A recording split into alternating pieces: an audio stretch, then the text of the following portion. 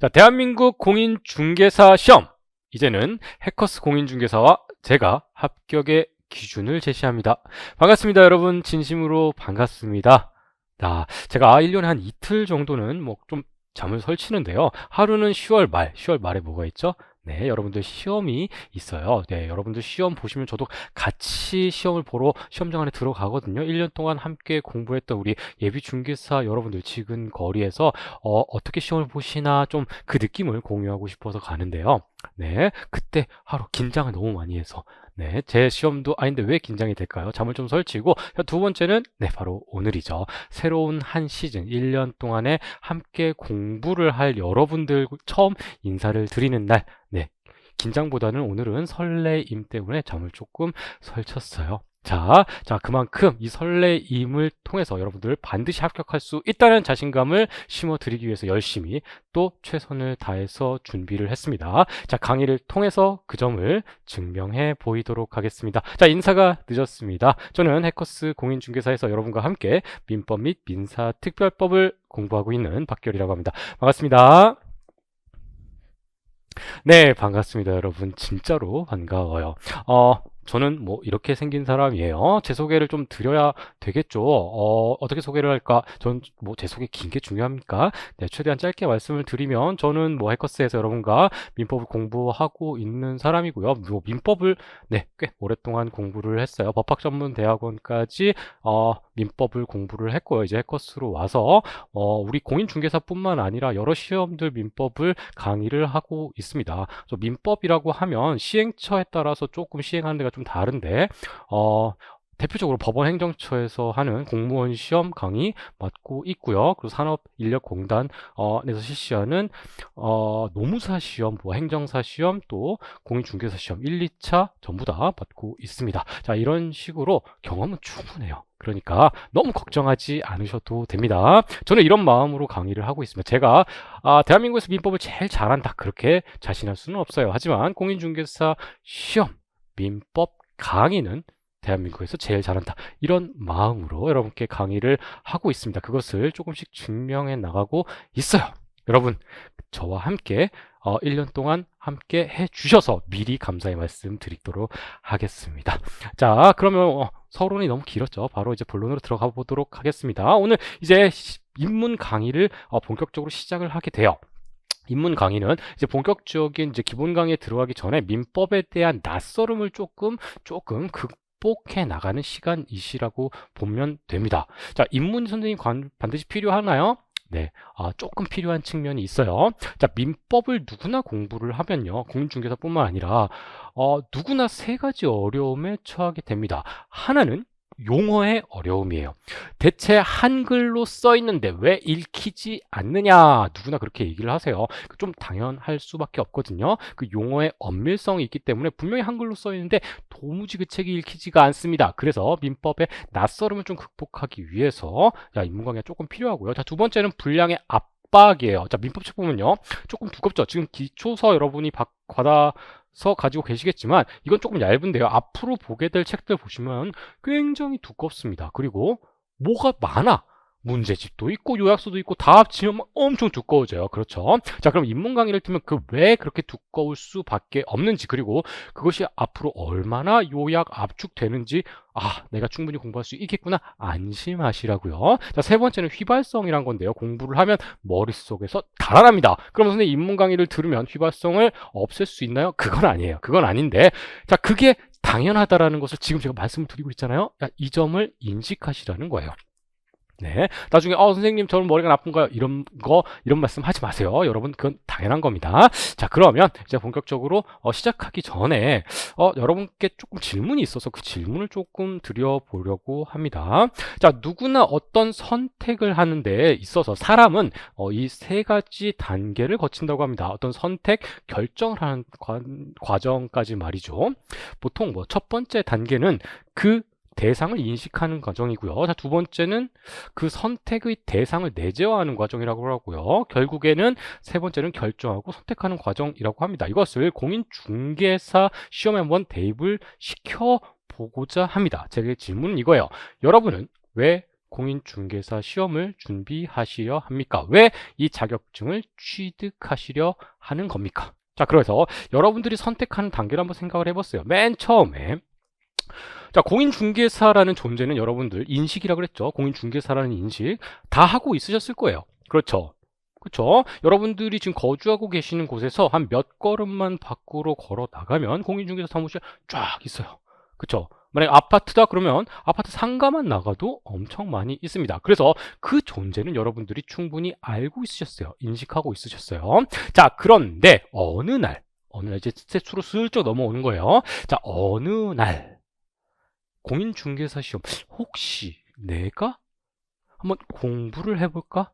저 자격증이 있으면 이라는 생각이 문득 드셨을 거예요. 뭐 여러 계기가 있었겠지만요. 자, 그렇죠. 자, 그래서 여러분들은 뭐 열심히 서칭을 해보셨을 거예요.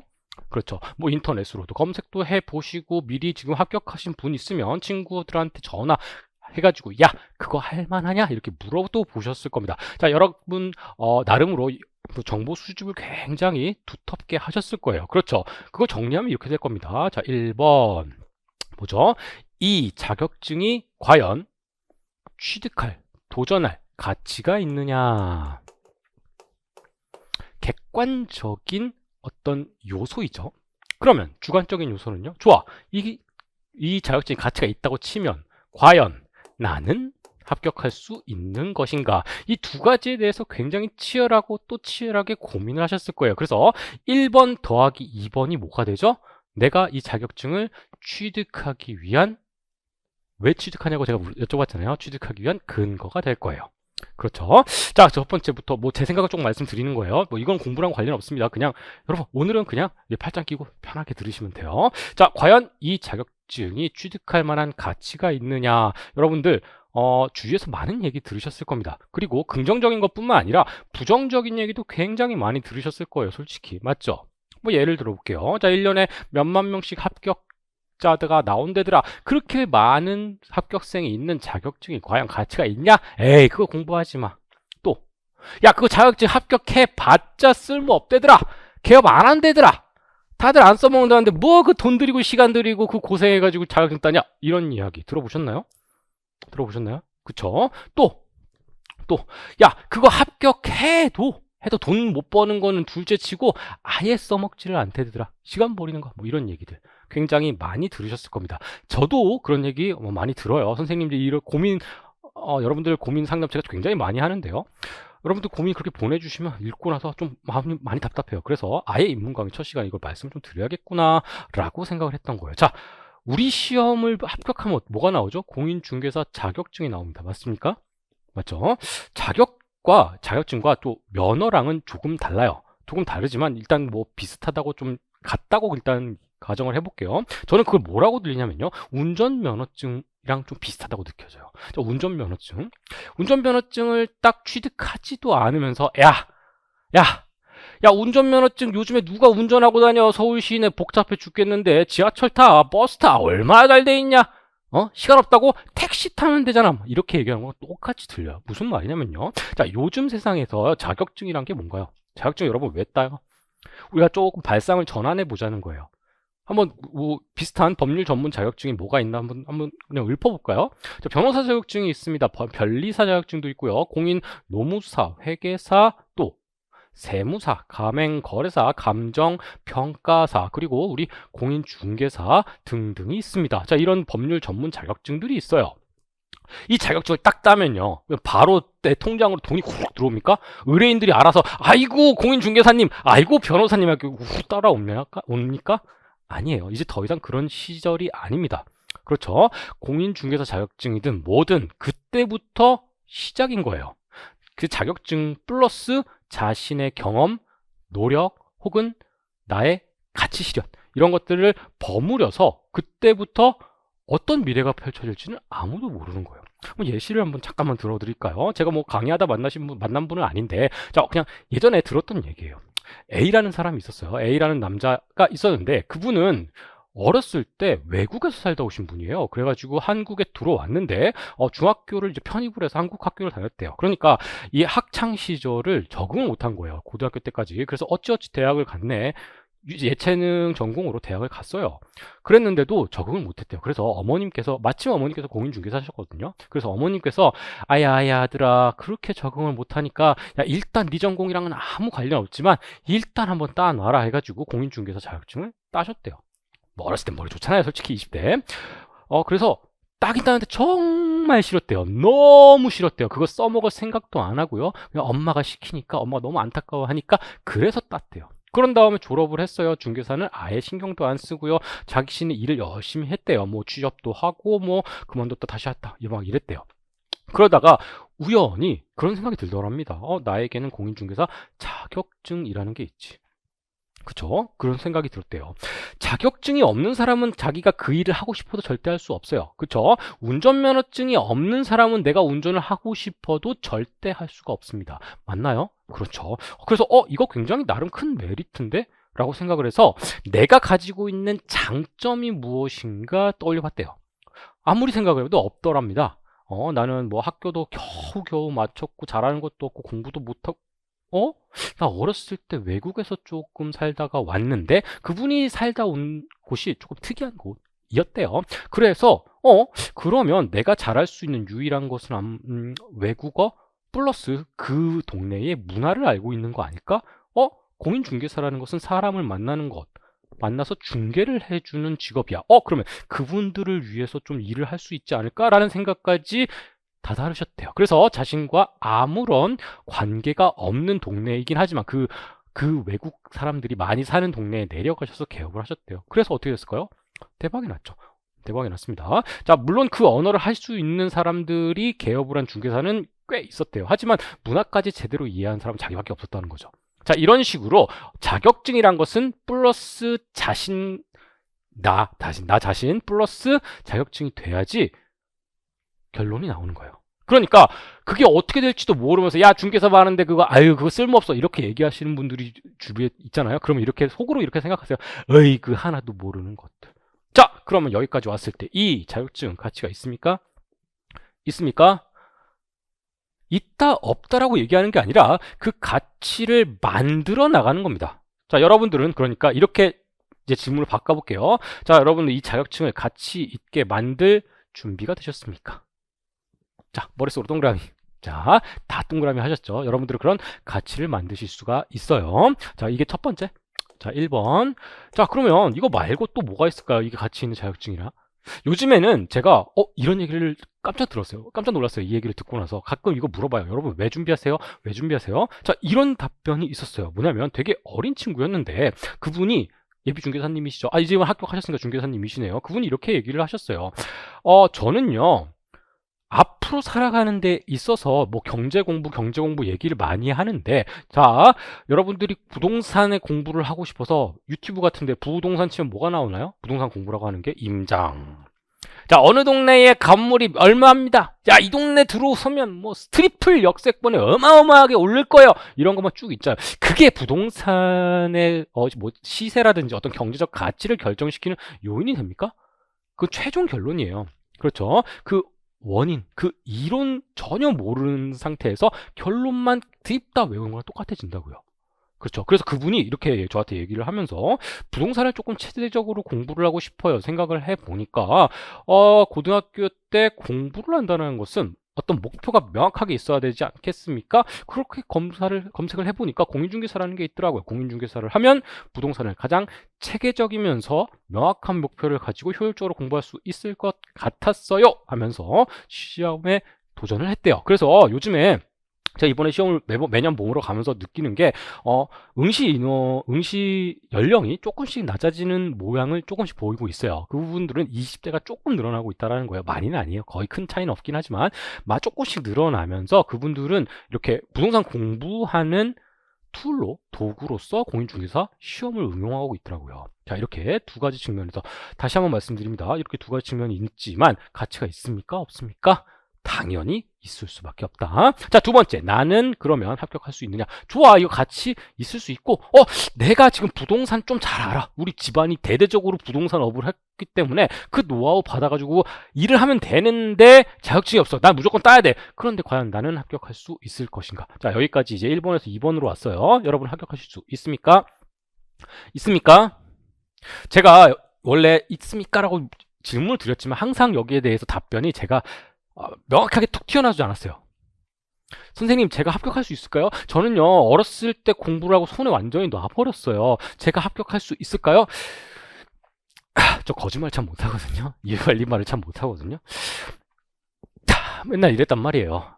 아유, 하실 수 있죠. 열심히 하시면요, 누구나 합격할 수 있는 시험입니다. 화이팅! 제가 늘 이랬단 말이에요. 그러면서 뒤로 돌아서서, 저분의 객관적인 현재 상황이 쉽지 않을 수도 있는데, 뭐 열심히 하시면 합격할 수 있겠지. 네, 저도 스스로 이랬습니다. 근데 지금 이 자리에서 여러분 말씀드릴게요. 나는 합격할 수 있습니까? 네, 합격할 수 있는 시험입니다. 구조적으로 그렇게 짜여 있어요. 할 수 있다고요? 네. 다만, 전제사항이 있죠. 최선을 다해서 공부를 하신다면. 여기서 말한 최선을 다했다는 굉장히 추상적인 표현을 조금 구체화시켜 보도록 하겠습니다. 자, 여러분이 내년 10월 달에 시험을 보러 가실 텐데, 시험장에 들어갔다 나왔을 때, 죄송합니다. 수정. 시험장에 여러분이 들어가실 때, 나 진짜 원 없이 공부했다 라는 마음이 드셨잖아요. 그게 최선이에요. 굉장히 찝찝하게, 이것도 볼 걸, 저것도 볼 걸, 저것도 봤어야 되는데, 이거 이런 거 있죠. 자, 그건 최선을 다하는 게 아니에요. 그래서 최선을 다하면요, 누구나 합격하실 수 있는 시험입니다. 자, 우리 시험은 10대부터요, 70대 이상, 80대도 시험을 치르십니다. 뭐 수능 이외에 가장 많은 한때 가장 많은 인원이 접수했던 시험이기도 해요. 그만큼 이게 좀 낮아요. 턱이 낮다고요. 턱이 낮다고 가치가 떨어지느냐? 그런 건 전혀 아니에요.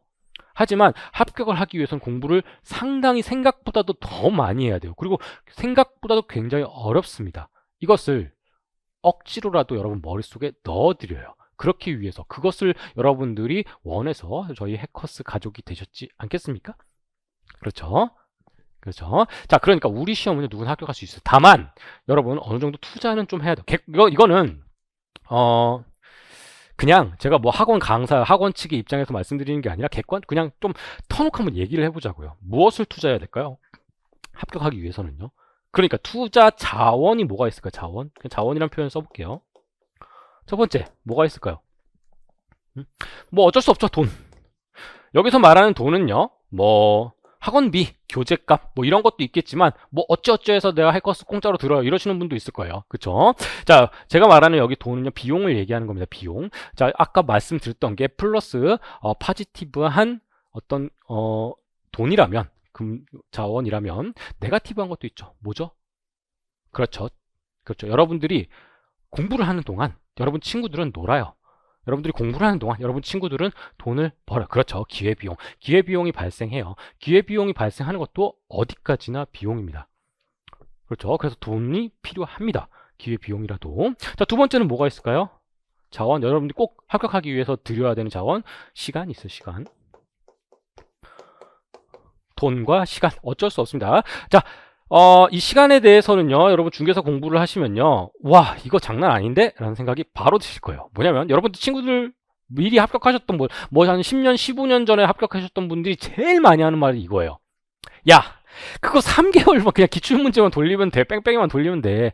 아이고, 야, 너 어리잖아. 한 2달 전에 요약집 한번 다다다다 외우고 들어가라. 강사들이 콕콕 찍어준다. 그것만 보고 들어가라. 그러면 그 떨어질 수가 없는 시험이야. 이런 얘기 정말 많이 들으실 거예요. 맞나요? 이미 듣고 있다고요? 그쵸? 자, 실제로 뭐 100일 합격, 뭐 3개월 합격, 2개월 합격 이런 얘기 되게 많이 들어요. 근데 그게 현실적으로는 굉장히 많이 아주 어렵다는 것을 여러분들이 느끼실 수 있을 겁니다. 물론 전업으로 공부를 해서 하루에 10시간씩 열심히 공부한다 그러면 꼭 불가능하지도 않을 것 같아요. 동자 합격이요. 하지만 그게 아니에요. 여러분들은 거의 대부분이 현업을 하시면서, 전업으로 공부하시는 분 거의 없을 겁니다. 현업을 하시면서 틈틈이 퇴근하고 육아를 하면서 퇴근하고 잠 조금씩 줄여가면서 공부하시는 분들이 대부분이란 말이에요. 그렇죠. 그래서 이 시간을 어찌됐든 저찌됐든 확보를 하셔야 됩니다. 어느 정도는요. 제가 시간에 대해서는 나중에 기회가 되면 조금 시간 관리법 같은 거에 대해서 간단하게 좀 말씀을 드릴 텐데요. 가장 기본적인 기본은요, 두 가지예요. 우리가 앞으로 시간 활용에 대해서는 두 가지예요. 첫 번째, 짜투리 시간을 이용해라. 자투리라고 안 씁니다. 저는 짜투리가 왠지 좀 말맛이 있어요. 짜투리 시간을 이용을 해라. 시간이 여러분 굉장히 부족할 겁니다. 하루에 낼 수 있는 시간이 굉장히 부족하세요. 그래서 뭐 출퇴근 시간 최대한 이용하시고요. 뭐 화장실 가는 시간 뭐 이런 시간까지는 저는 바라지도 않아요. 그렇죠? 근데 억지로라도 하루를 쪼개고 또 쪼개다 보면요. 짜투리 시간이 남아요. 그걸 뭉치면 1시간 정도라도 남을 수가 있습니다. 자, 그럴 때 딱 책상에 앉아가지고 영상 보면서 공부를 해야 되는 부분이 분명히 있어요. 그 부분 말고 응용할 수 있는 시간을 응용할 수 있는 방법이 있습니다. 그럴 때 짜투리 시간을 꼭 이용해 주시고요. 두 번째는 정기성입니다. 이 정기성이란 건 뭐냐면 공부가 좀 잘 되고 효율적이고 사람 뇌가 그렇게 돼 있어요. 하루에 일정한 시간을 내세요. 하루에 일정하게 1시간, 일주일에 1시간에서 7시간 공부하는 게 주말에 몰아서 7시간 하는 것보다 훨씬 효율적이에요. 그렇죠. 자, 그래서 하루에 뭐 아침잠 1시간 줄이고 저녁잠 1시간 줄여서 하루에 딱 2시간 반 정도 낼 수 있을 것 같은데요. 자, 이런 식으로 하루에 정기적으로 좀 꾸준하게 공부를 하실 수가 있어야 됩니다. 아셨죠? 자, 그러면 이제 스텝 2는 이 정도 해결되지 않았을까요? 자, 가치 있습니까? 있습니다. 차고 넘칩니다. 자, 여러분들은 가치를 만드실 수 있는 사람들이에요. 그 다음에 나는 합격할 수 있습니까? 합격할 수 있어요. 다만 조금만 더 열심히 공부와 노력하자. 자, 돈과 시간이라는 자원이 들여야 되지만 어쩔 수 없다. 그쵸? 근데 제가 정말 말씀드리고 싶은 바로 3번 자원이 또 있어요. 자, 1번과 2번은 어떻게든 억지로라도 만들 수 있습니다. 돈, 친구한테 빌려서 대출 받아서 나는 꼭 합격할 거야. 공부 뭐 할 수도 있겠죠. 기회비용 아깝지만. 자, 두 번째, 시간.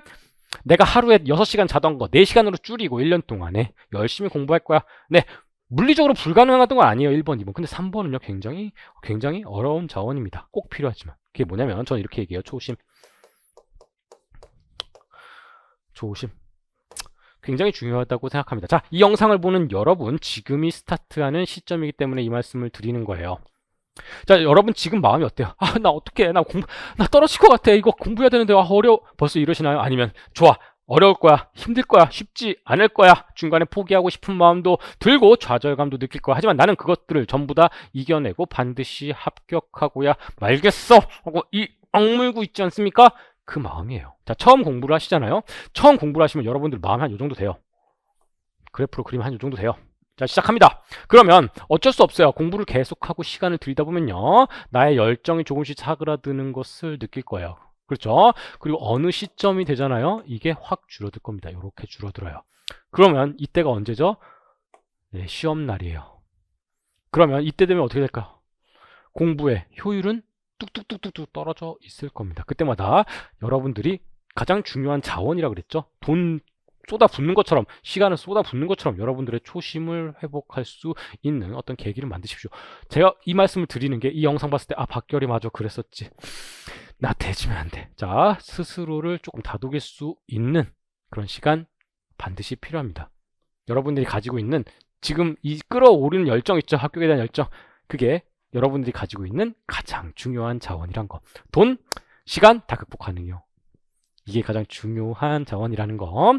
자, 그런 다음에 여러분들은 스텝 2까지 끝났죠. 내재화까지 끝났어요. 그런 다음에 결정을 하셨습니다. 자, 이 영상을 보고 계신다면 여러분들은 이미 결정을 하셨던 분들일 거예요. 스텝 3 뭐죠? 나는 반드시 합격하고야 말겠어. 결정을 하셨을 겁니다. 그쵸? 이미 여러분들은 결정을 하셨어요. 자, 이 말씀을 왜 드렸냐면요. 자, 결정을 했다면요. 이 뒤에 내용 있죠. 이 앞에서 했어야 되는 건 내 머리 뒤로 전부 다 넘겨버리세요. 앞으로 그거 쳐다보지도 마세요. 주위에서 부정적인 얘기 계속 들린다고 했죠. 그쵸? 이거 그거 따서 뭐 하려고? 이런 얘기 엄청 많이 들린다고요. 그때마다 아예 듣지도 마세요. 진짜 내가 괜한 짓 하나? 이런 고민조차 하지 마세요. 그거는 예전역의 스텝 2에서 끝냈어야 될 고민이란 말입니다. 그렇죠? 그럼 여러분들은 이제 앞만 보는 거예요. 뭐? 합격! 딱 하나만 보세요. 친구들이 아무리 옆에서 얘기를 하고 말려도 그 친구를 만나지 마세요. 그리고 오직 앞만 바라보고 가는 겁니다. 괜찮나요? 저와 함께 가주시기 바랍니다. 자, 그러면 이제 잡소리가 너무 길었죠? 잡소리가 길었는데 인문 강의가 아니면 이런 얘기 할 시간이 없어요. 그래서 이제부터 본격적으로 좀 커리큘럼 말씀드리도록 하겠습니다. 자, 2025년 피랍 민법 여기 써있는데 죄송합니다 여러분, 저 한자 안 써요. 이미 벌써 깜짝 놀라신 분 있죠? 이 민법을 공부하면 한자가 많다 그러던데 법학을 공부하면 나 한자 모르는데. 이게 처음이자 마지막이에요. 다시는 나오지 않습니다. 다시는 오늘 이후엔 나오지 않아요. 제가 공부하던 한 20 몇 년 전에 제가 민법을 처음 공부했을 때는요. 책이 처음부터 끝까지 전부 다 한자였어요. 그리고 법전도 다 한자였어요. 좀 당황스럽죠? 한글도 안 읽히는데 한자까지 다 들어가 있어요. 그랬습니다. 하지만 지금은요. 법제처에서 민법도 계속 바뀌고 있어요. 원래 다 한자가 기본이었거든요. 모든 법이. 근데 지금은요. 한글이 기본입니다. 그래서 새로 제정되는 법이나 전면 개정되는 법률 같은 경우에는 한글로 쓰는 것이 원칙이에요. 그리고 좀 한자어 중국에서도 안 쓰고 일본에서도 안 쓰는 우리나라에서만 쓰는 이상한 한자어들이 있거든요. 예를 한번 들어볼까요? 여러분 사술이란 말 들어보셨나요? 사술? 사술이 뭐예요? 친구들끼리 친구야 너 오늘 나에게 사술을 사용했구나 이렇게 얘기하나요? 안 하죠. 이거 굉장히 동떨어져 있단 말이에요. 이런 것을 다 속임수란 말이거든. 속임수. 이거를 전부 다 한글화 시키고 있습니다. 그러니까 너무 걱정하지 마세요. 네. 자, 필한 민법 입문 강의 커리큘럼을 좀 말씀을 드리도록 하겠습니다. 자, 입문 강의는요. 여러분들 실라버스 받으셨겠지만 총 4주 동안 진행이 돼요. 자, 첫 번째 주에는 OT와 공부 방법. 오늘이죠. 오늘은 OT와 공부 방법론 플러스 알파로 민법에 대한 얘기를 잠깐 할 거고요. 자, 2주차에서는 민법 총칙, 3주차에는 물권법, 4주차에서는 계약법 이렇게 다룰 거예요. 그리고 교재는 여러분 오늘은 여러분 교재 없어도 됩니다. 오늘은 교재 없으셔도 돼요. 오늘은 그냥 팔짱 끼고 보라 그랬죠. 교재는 저는 이걸 사용하고 있습니다. 최희대 교수님이 쓰신 민법 및 민사특별법 기초 입문서. 기초 입문서를 굉장히 많이 따르지는 않을 거예요. 그냥 요런 게 있구나. 요런 게 있었어. 이게 목적이에요. 입문 강의의 목적이 아까 뭐랬습니까? 낯설음을 극복하는 거랬죠. 자, 그런 측면에서 기본서를 좀 활용하고 저는 판서라든지 이런 걸 좀 많이 써요. 그리고 저는 기본 강의를 가서도요. 강박 같은 게 있어요. 글로 계속된 거는 어차피 공부 안 된다. 최대한 글과 그림, 글보다는 그림과 표를 이용해가지고 화살표 막 난무합니다. 자, 그런 것을 이용을 해서 강의를 해요. 그러니까 여러분들 각각의 판례라든지 각각의 내용 위에다가 제가 그리는 그림을 조금씩 첨부하시는 식으로 공부를 하시면 되겠습니다. 야, 입문서는 그럴 필요 없어요. 입문서를 그냥 쭉쭉 읽으시면 됩니다. 자, 이 4주 동안에 그래서 책이 필요한 건 2, 3, 4주고요. 크게 4파트로 나뉘거든요. 민법 총칙, 물권법, 계약법, 특별법 이렇게 나뉘는데요. 민법을 이해한 다음에 플러스 알파로 특별법을 공부하는 것이기 때문에 입문 과정에서 특별법을 따로 다루지는 않습니다. 자, 이렇게 4주치로 이루어져요. 그러면 오늘 뭘 공부할까요? 오늘 자, OT 및 공부 방법론이라고 했는데요. 오늘 공인중개사 시험을 간단하게 소개를 드립니다. 이거 원래 안 했어요. 저 입문 강의 때도 안 하고요. 생기초 제 거 들으신 분 있나요? 공인중개사가 뭐가 있고 1교시 때 뭐 보고 전 이런 안 하죠. 여러분들이 너무나도 잘 알고 있고요. 뭐 저뿐만 아니라 다른 선생님들, 다른 과목 선생님들이 1교시 때 다 입문 강의 1교시 때 이런 거 소개하시더라고요. 그럼 중복에 또 중복이잖아요. 근데 여기에 대해서 제 생각을 조금 말씀을 드려야 될 것 같아서 간략하게 소개를 드릴 겁니다. 자, 그런 다음에 공인중개사 시험에서의 민법 잠깐 소개를 시켜드리고 그리고 앞으로 민법 커리큘럼이 어떻게 진행될 것인지에 대해서 말씀을 좀 드릴 거예요. 자, 그리고 이게 나름 일부라고 할 수 있고요. 자, 2부에서는요. 민법 아예 얘기 안 할 수 없죠. 오늘 민법의 구조 좀 공부를 할 거고요. 결국에 채권이 무엇인지 물권이 무엇인지 지금 이게 처음 들어보시는 분 많죠. 자, 여기에 대해서 좀 말씀을 조금 드릴 겁니다. 자, 이 부분은요. 자, 우리 생기초 특강 혹시 제 거 수강하고 오신 분 있나요? 손 한번. 네, 괜찮아요. 그렇죠. 있으시죠. 생기초 특강에서 민법의 구조를 앞에서 시간 되게 길게 해서 설명을 좀 드렸잖아요. 그런 다음에 목차 추출까지 한번 우리가 했던 걸로 기억을 하는데요. 자, 그 부분과 조금 중복이 돼요. 그때 봤던 그 PPT 요 시트 그대로 좀 사용하기도 합니다. 자, 그래서 그 부분은 넘어가 주셔도 무방해요. 괜찮아요. 하지만 여러분 다시 들을 거라고 알고 있습니다. 자, 이렇게 진행이 됩니다. 제가 저는 수업 시간에 이렇게 목차로 이렇게 좀 나눠서 여러분 이렇게 좀 접근을 해요. 어떤 경우라든지요. 왜냐면 이게 아까 직업병 같은 건데요. 법학 공부하셨던 분들은요. 어떠한 사실관계, 구체적 사실 여기서 사실이란 것은 일상생활에서 발생하는 어떤 현상들 있죠. 내가 누구랑 싸웠다.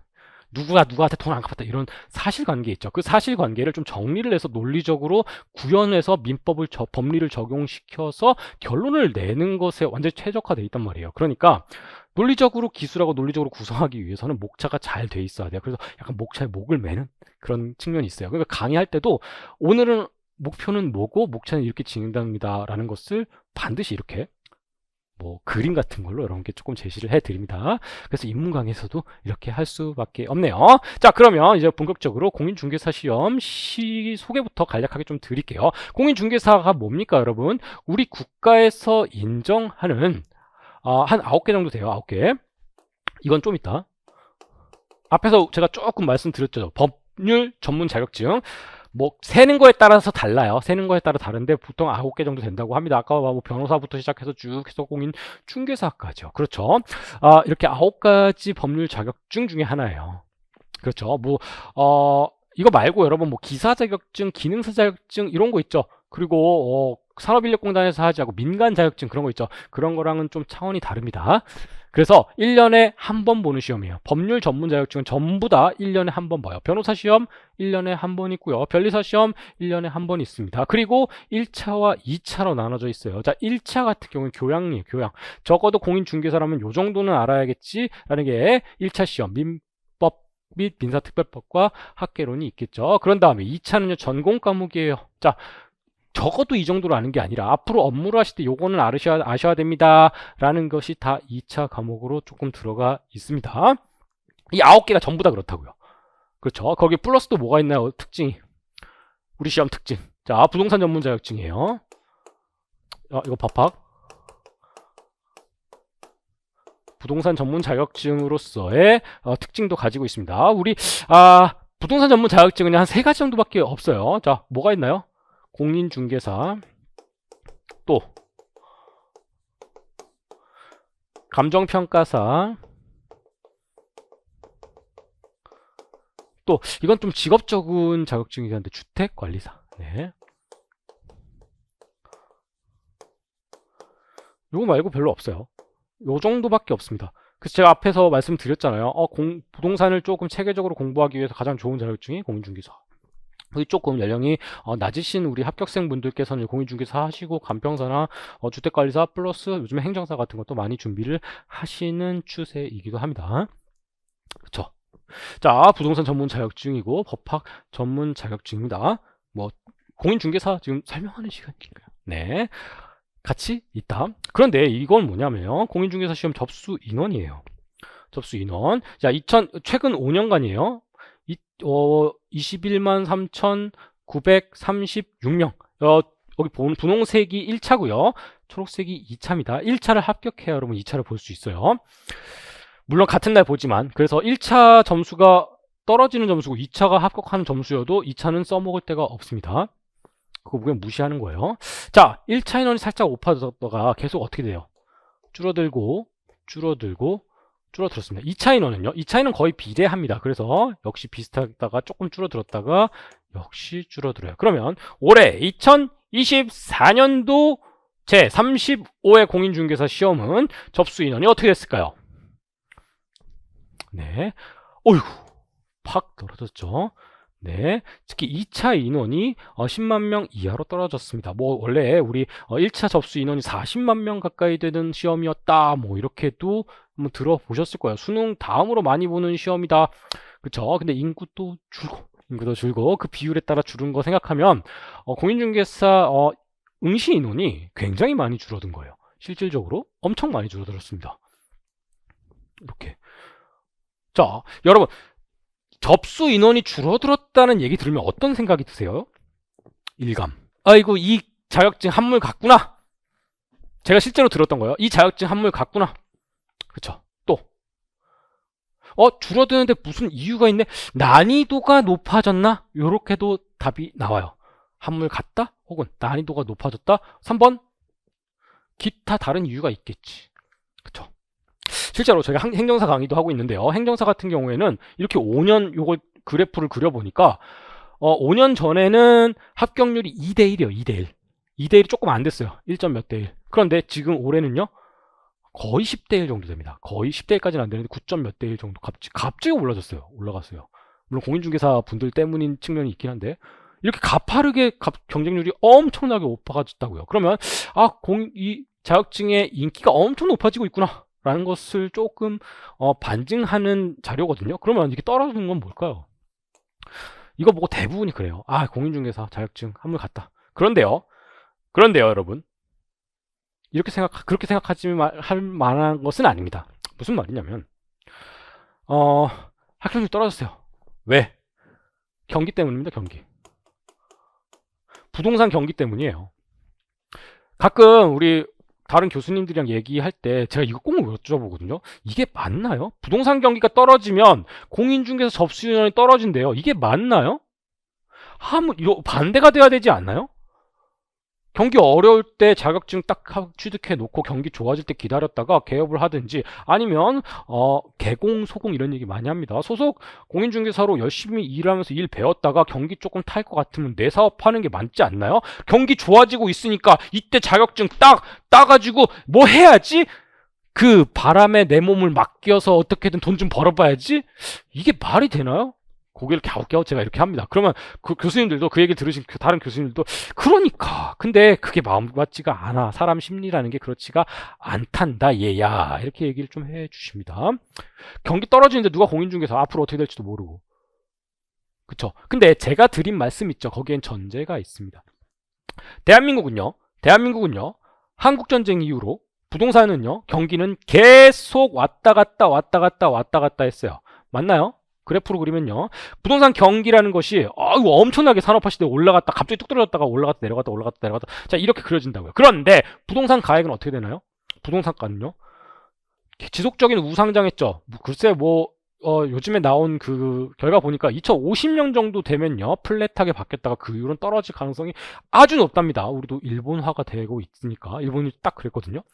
계속 올라가고 있어요. 이 말이 뭐예요? 올라가고 있다라는 것은요, 자, 우리나라 사람들은요, 자신의 자산의 대부분을 어디에 넣습니까? 부동산에 넣어요. 그렇죠. 자, 여러분들 부동산 다 렌트하고, 내가 나이가 70, 80인데 나는 그냥 부동산 다 렌트하고 지금까지 평생 벌었던 것을 유동성, 저축으로 가지고 있다. 있나요? 다 100%난 주식이다, 나는 그냥 월사라, 이러신 분 있나요? 거의 없습니다. 거의 없어요. 자, 이 말이 뭐예요? 재화가 대부분이 부동산에 있다라는 거예요. 그렇죠. 그래서 갑자기 이 부동산 가치가 갑자기 뚝 떨어져서, 경기 떨어지니까 부동산 가격이 뚝 떨어져서 사람들이 부동산에 신경도 안 쓴다. 자, 이럴 가능성이 있습니까? 없어요. 자, 그러니까 제가 말하는 전제가 뭐예요? 대한민국 부동산은요, 경기를 탈지언정 어쨌든 돈이 몰리는 곳이다라는 거예요. 그러면 부동산 경기를 탈지언정 공인중개사가 필요해요, 필요하지 않아요? 반드시 필요합니다. 이해가 되시나요? 그렇죠. 그러면 지금 떨어져 있으면, 이게 떨어지면요, 우리 시험은요, 절대평가예요. 그러니까 응시 인원이 떨어진다고 해서 합격률이 높아지는 건 아니에요. 응시 인원이 줄어든다고 해서 내가 쉽게 합격하는 건 아니라고요. 그렇죠. 근데 응시 인원이 줄고 있을 지금 타이밍에 아이고 경기 안 좋으니까 나 공부 안 해는 아무리 봐도 이상한 말이에요. 대부분이 그렇게 생각하신다지만, 그지만 여러분들은 지금 이 영상을 보고 있다는 것은 올해 도전하신다는 거 아니에요? 아주 잘 선택하셨다는 말씀을 드립니다. 제가 너무 긍정적인 얘기만 하는 것 같죠? 저 수업 시간에 부정적인 얘기 엄청 많이 합니다. 항의받을 정도로. 네. 지금 근데 이거는 있는 사실 그대로예요. 그렇죠? 자, 그러면 자, 이게 중요한 게 아니죠. 응시 인원이 중요한 게 아니죠. 여러분들 관심은 뭐죠? 합격률이죠. 얼마나 합격하나. 자, 그럼 2020년도에서는 얼마나 합격했을까요? 대충 여러분 혹시 정답 아시는 분들은 가만히 계시고, 모르시는 분 손. 얼마? 60? 40%? 얼마나 합격했을까요? 힌트는요, 우리 시험은 절대평가입니다. 60점만 넘으면 합격하는 시험이에요. 비슷했어요. 자, 1차는 21.3%, 2차는 22% 합격률을 보입니다. 자, 이게 최종 합격률이죠. 이게 최종 합격률이에요. 이렇게 생각하시면 돼요. 이게 정확한 설명은 아니지만 이렇게 얼추 생각하셔도 됩니다. 한 20만 명이 나 새로 공인중개사 될래 해서 최종적으로 이제 16,000분 정도 합격을 한다고요. 16,000분 정도 최종적으로 합격을 하는 시험이에요. 여기는 뭐 유예생도 있고 뭐 여러 가지 요소가 있지만 어쨌든 이렇게 보셔도 괜찮은 시험이에요. 선생님 너무 줄은 거 아니에요? 너무 적은 거 아니에요? 제가 시험을 반드시 합격하기 위한 필수 요건, 필요 요건이 뭐라 그랬어요? 누구나 도전을 할 수 있지만 뭐라 그랬습니까? 최선을 다해서 하신 분들만 합격할 수 있는 시험이라고 말씀드렸잖아요. 그쵸? 그래서 시험장 가보잖아요. 여러분들 업무 되게 바쁘세요. 하루 종일 정말 바쁘게 사신다고요. 그러니까 공부할 시간이 없어요. 일단 접수를 해놓고 그래도 시험 볼 때까지 열심히 하면 어떻게 되지 않을까? 근데 안 돼요. 그래서 안타깝게 시험장에 안 오시는 분들이 굉장히 많습니다. 응시는 조금 떨어지고요. 올해는 내가 공부를 못했지만 내년에 최선을 다해서 공부를 한번 해볼게. 라고 그 시험장 분위기를 익히기 위해서 오시는 분도 있고요. 나 올해 동차 시험을 도전하러 왔지만 동차는 어렵겠어 하면서 2차를 안 보신 분도 있고요. 자, 이런 여러 요소들이 있습니다. 굉장히 많은 요소들이 있어요. 자, 그런 분들을 제가 허수라고 일단 부를게요. 허수 빼고 나머지 분들 중에서 진짜 한번 자웅을 겨뤄보는 거예요. 내가 공부 그냥 나름 했어. 열심히 했어. 자, 그런 분들 중에서 합격선이 60점이라고 그랬잖아요. 꽈라가 없이 60점인데 60점 플러스 마이너스 5점. 죄송합니다. 마이너스라고 하면 안 되지. 55점에서 65점 사이에 10점이죠. 10점 사이에 가장 많은 분들이 분포해 있습니다. 그게 아니면 다 뭐 0점에서 아예 시험 안 보고 10 몇 점인가? 여기 되게 많고요. 아주 초고득점도 조금 있어요. 70점, 80점 이상 분도 조금 있습니다. 대부분은 요 구간 안에 있다고요. 피 터지는 싸움이죠. 그러니까 여기서 여러분들이 승리하는 것을 목적으로 하시는 거예요. 아셨죠? 자, 그러면 2021년도는요. 여러분도 알고 저도 알 거예요. 답변 뭘까요? 합격률이 비슷합니다. 산업인력공단에서 이렇게 우리는 의도적으로 합격률 조절 안 해. 아이고 뭘 그걸 조절을 하겠냐 우리가 뭐 이렇게 얘기를 합니다. 우리가 상대평가도 아니고 절대평가인데 우리가 어떻게 점수를 마사지를 하냐. 근데 볼 때마다 이라는 말이 나오죠. 자, 21.4%, 29점 이거는 좀 차이가 나죠. 왜냐면 2차 과목이 가끔 엄청 어떤 과목이 어렵다가 엄청 쉬웠다가 엄청 어렵다가 엄청 쉬웠다가 좀 이런 측면이 있어요. 이런 측면이 있어가지고 요 합격률이 좀 차이가 납니다. 어떤 과목이 남들 다 잘하는 과목이 쉽게 나오면요 합격률이 떨어지는 거예요. 남들 다 잘하는 과목이 갑자기 어렵게 나오면요 후룩 떨어지는 거예요. 더 떨어지는 거예요. 둘 다 떨어진다고 하니까 말이 조금 이상하긴 하죠. 네. 자, 그럼 2022년도에 보시면 역시 마찬가지입니다. 19%, 31.6% 합격률이 높아졌죠? 22%에 비하면 많이 높아졌죠? 그러면 어려워하는 과목이 쉽게 나온 거예요. 그렇죠? 23년도에는요. 20.4%, 23.1% 비슷하죠. 자, 이런 걸 보면 어때요? 어느 정도 결정돼 있다. 자, 운빨로 결정되는 시험은 절대 아니다라는 겁니다. 자, 이 말이 굉장히 중요해요. 운에 의해서 굉장히 많이 좌지우지되지 않은 안정화된 시험이다라는 말이 뭘까요, 여러분? 억울할 가능성이 적다는 거예요. 열심히만 하면 그래서 합격할 수 있는 시험이란 말입니다. 많은 인원이 시험을 보고요. 안정화된 시험이라는 것은 결론은 뭐예요? 내가 열심히 하면 합격할 수 있게끔 구조가 짜있는 시험이다. 제가 맨 처음에 말씀을 드렸죠. 그러니까 자신 있게 합격할 수 있다라고 제가 말씀드린 근거라고 했죠. 이해하셨나요? 네. 자, 그럼 과연 올해는 어떻게 될까요? 인원이 확 줄었지만 요거는 많이 바뀌지 않을 겁니다. 자, 여기에 뭐 기타 이거는 여러분 산업인력공단에서 나온 통계예요. 기타 통계 많아요. 뭐 제가 넣었다가 좀 뺀 게 있는데 연령별 합격도 있는데 뭐 20대가 조금 늘어난 곳이 있지만 대부분의 응시자는 어디서 나오냐면요. 30대, 40대, 50대가 한 75%에서 80% 사이예요. 그리고 10대도 매년 한 10명 내외로 합격하시는 분이 나옵니다. 10명 정도. 막 2, 30명도 아니에요. 20대 분들이 조금 늘고 있어요. 근데 이건 앞에서 말씀드렸던 게 조금 큰 것 같아요. 부동산을 시험으로 공부를 한번 해보고자 하는 의도 때문에. 자, 여러분들은 여기서 어디에 속할까요? 앞으로 내년에 저랑 같이 공부를 하시잖아요. 저랑 같이 공부하시면 여기에 속하게 될 거예요. 올해는 이게 한 10,000명 플러스 알파 정도, 뭐 20,000명까지는 안 될 겁니다. 10,000명 정도 예상을 하는데요. 올해는 내년에도 한 비슷할 거예요. 내년 조금 더 늘 거라고 저는 개인적으로 생각하지만 10,000명 플러스 알파 정도 됐을 때 여러분들은 충분히 이 안에 들어가실 겁니다. 자, 요걸 보면 제가 앞에서 길게 얘기했지만 결론은 뭐예요? 누구나 합격할 수 있는 시험입니다. 하지만 누구나 합격할 수는 없는 시험입니다. 공인중개사 시험에 세계에 오신 것을 진심으로 환영합니다. 그러면 여러분 이제 공인중개사 시험에 대해서 간략하게 소개해 드린 거예요. 이제 뭐 해야 될까요, 여러분? 공부 방법. 그러면 선생님, 앞으로 어떻게 제가 공부를 해야 할까요? 라는 질문에 대해서 제가 말씀을 드릴게요. 근데 이것도 전제를 깔아놓게요. 여러분들은 확실한 걸 좋아하죠? 이제 막 시험을 공부하시는 분들이기 때문에, 야, 책은 이렇게 봐! 밑줄은 무조건 이렇게 그어! 이렇게 긋지 말고 이렇게 그어! 차대고 그어! 뭐 이런 거 있잖아요. 그쵸? 그렇게 제가 말해주길 여러분들이 원하시는 거 잘 알아요. 근데 그런 것은 이제 앞으로 공부를 하면서 차츰차츰 조금 말씀을 드릴 거예요. 아주 강력하게요. 다만 오늘 드리고자 하는 공부 방법론에 대한 것은요, 기초예요. 기초예요.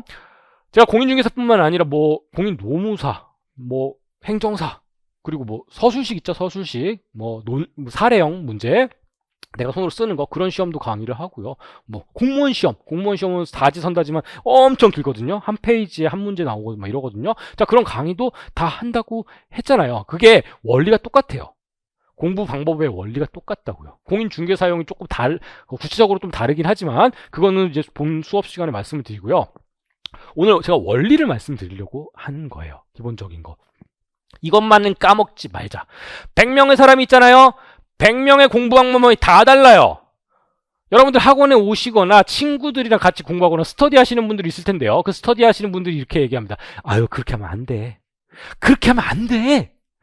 절대 안 돼. 절대자를 앞에 붙일 수 있는 것은요, 이 원칙을 무시했기 때문입니다. 그게 아니라면요, 세세하게 구체적인 거 있죠. 그쵸? 그런 것은 다 달라요. 근데 학원에 가시면 꼭 한 분씩 그런 분들이 있습니다. 갑자기 나타나요. 모르는 사람인데. 갑자기 나타나서 총각, 그렇게 공부하면 안 되는데. 아이고, 밑줄 이렇게 치면 안 돼. 이렇게 쳐야 돼. 예를 든 거예요. 말도 안 되죠, 여러분? 이런 분이 나타나요. 그러면 공부를 하시는 분들 있죠. 그러면 귀가 얇아질 수밖에 없습니다. 수험생은요, 마음이 약해지고 귀가 얇아지고요. 내가 뭔가 잘못하지 않나 끊임없이 불안감과 싸워야 되는 직업이라고 할게요. 직업입니다. 수험생은 직업이에요. 네, 돈은 안 들어오는 직업. 꿈은 들어오죠.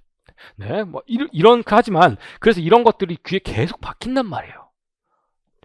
그러면 내가 흔들리지 않기 위해서는, 내 귀가 얇아지지 않기 위해서는 뭐 어떻게 돼요? 원칙을 세우면 돼요. 이 원칙에서 벗어나지만 않는다면 아무 상관이 없어요. 제가 오늘 공부 방법론에 대해서, 여러분들이 공부 방법에 대해서 계획을 짜실 때 반드시 필요한 원칙을 말씀드리겠다는 거예요. 아시죠? 길지 않습니다. 조금 집중해서 한번 들어보세요.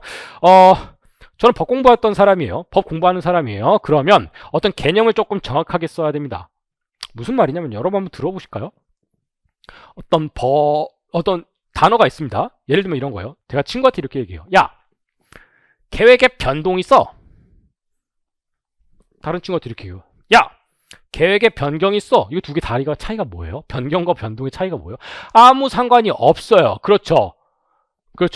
용어라는 것은요, 커뮤니케이션의 도구입니다. A라는 사람이 어떤 용어를 바뀌는 거구나, 계획이 바뀌었다는 의미구나 인식했죠. B라는 사람이요, 이 용어를 뭐라고 받아들였어요? 변동이면 바뀌었구나, 똑같이 받아들였잖아요. 그럼 변경이든 변동이든 결국에 뭐예요?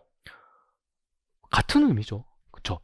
하지만 법률에선 달라요. 변경과 변동의 의미가 조금 달라요. 명확하게 써야 돼요.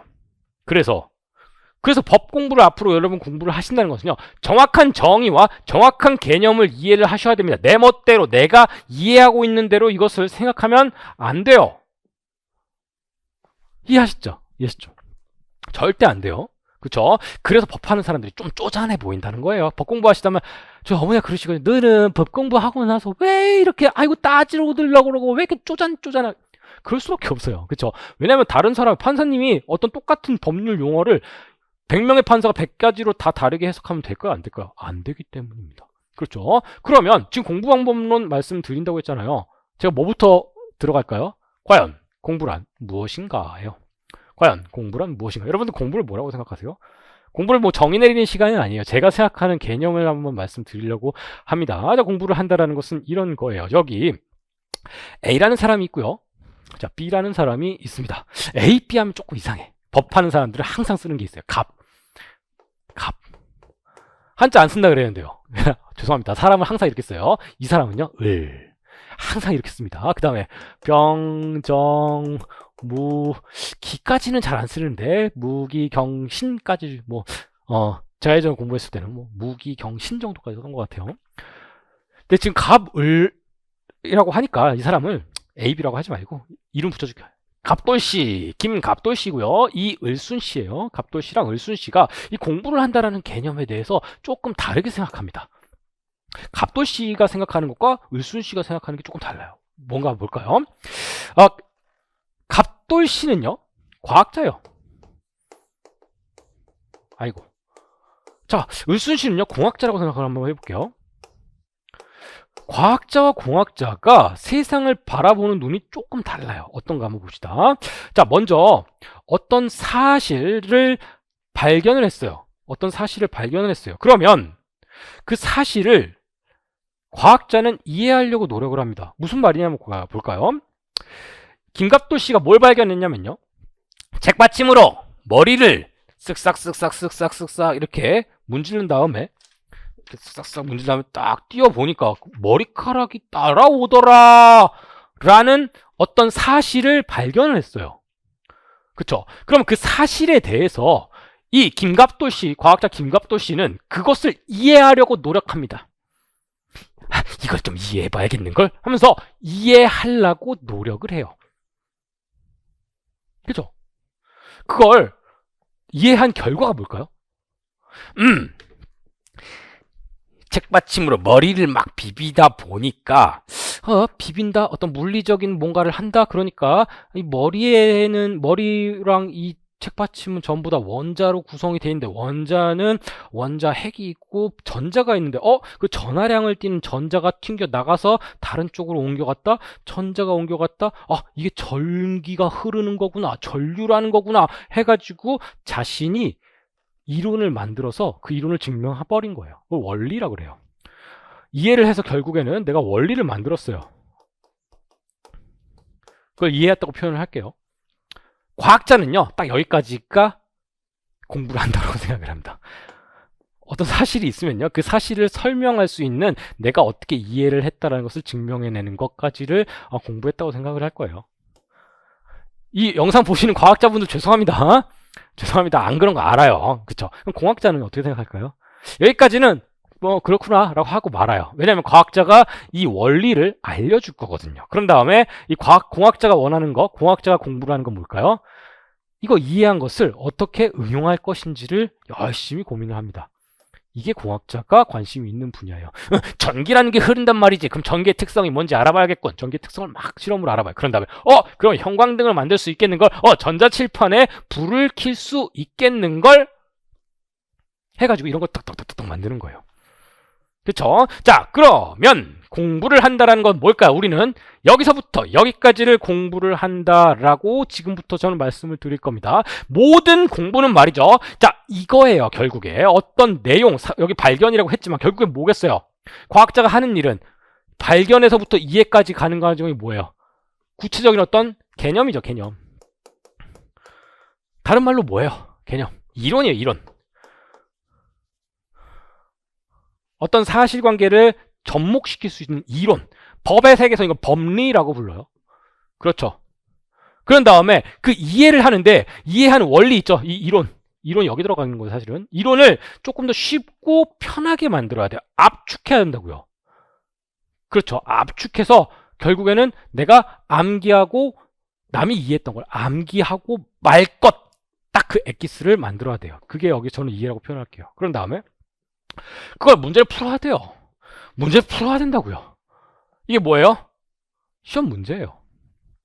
그러면 여러분들 법학 공부를 안 해보셨겠지만 어떤 공부를 해봤을까요? 수학 공부? 수학도 어렵다. 산수는 해보실 기억 나나요? 뭐 했죠? 산수 제일 어려웠던 거? 구구단 한번 예로 한번 들어볼게요. 자, 곱셈이란 게 있다는 것을 이론을 만들었습니다. 곱셈이란 것이 있다라는 이론을 만들었어요. 그렇죠. 그런데 곱셈이라 하는 덧셈을 여러 번 반복하는 것으로서 3 곱하기 27 같은 걸 하면 27을 3번 더하면 됩니다. 혹은 3을 27번 더하면 되죠. 허허허. 이게 여러분들이 이론을 이해한 거예요. 맞아요? 하지만 시험 문제는 어떻게 나와요? 12 곱하기 8은 이렇게 나온다고요. 12 더하기 12 더하기 12 이거 안 하잖아요. 편하게 하려면 어떻게 해야 돼요? 구구단을 외워버리면 되잖아요. 그렇죠.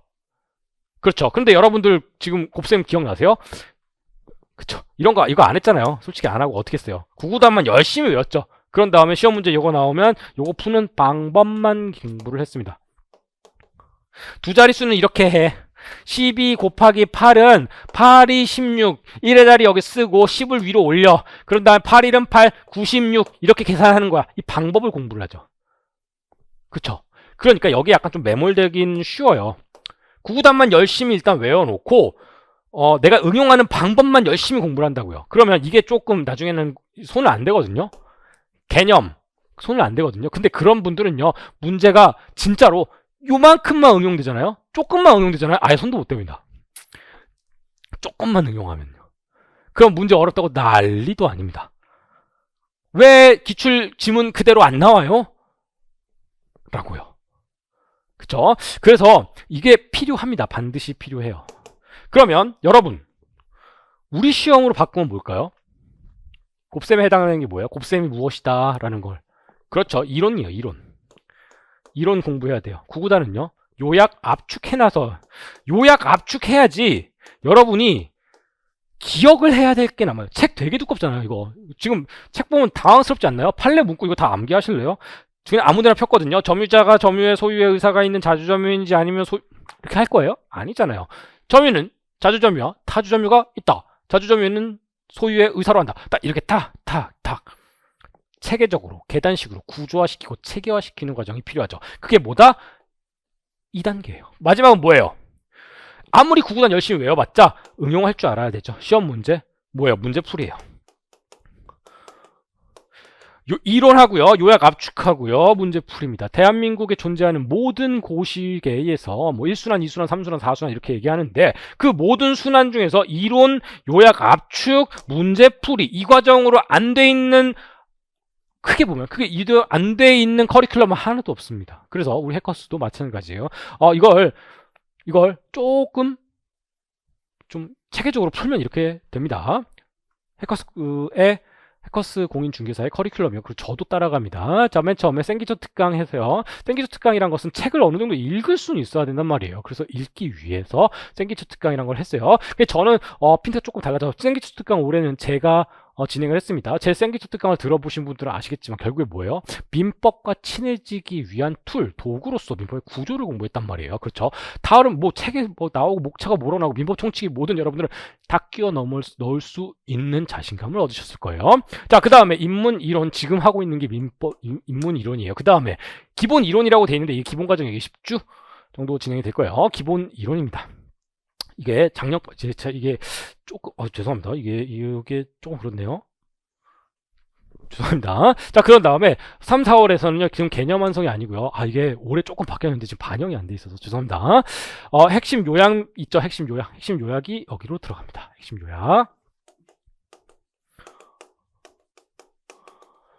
요약이 들어가고요. 그런 다음에 단원별 문제풀이가 두 단계로 이루어져요. 단원별 문제풀이하고요, 기출하고 기출제 예상 이렇게 두 가지로 진행이 돼요. 이렇게. 그런 다음에 적중백선이라고 해가지고요, 시험 문제에 나올 수 있는 문제를 한 100가지 정도 뽑아내요. 그래서 이걸 보고 문제를 풀면 이론과 실전을 같이 할 수 있게. 그런 다음에 동형 모의고사라고 실전형 모의고사를 4회 진행합니다. 플러스 뭐가 있냐면요, 우리 학원에서는 매달 한 번씩 시험을 봅니다. 매달 한 번씩 앞으로 여러분들 다 보시게 될 거예요. 제 수업 들으시는 분들은 맨날 강조할 겁니다. 이제 학원으로 뛰어가서 모의고사를 보세요 라고요.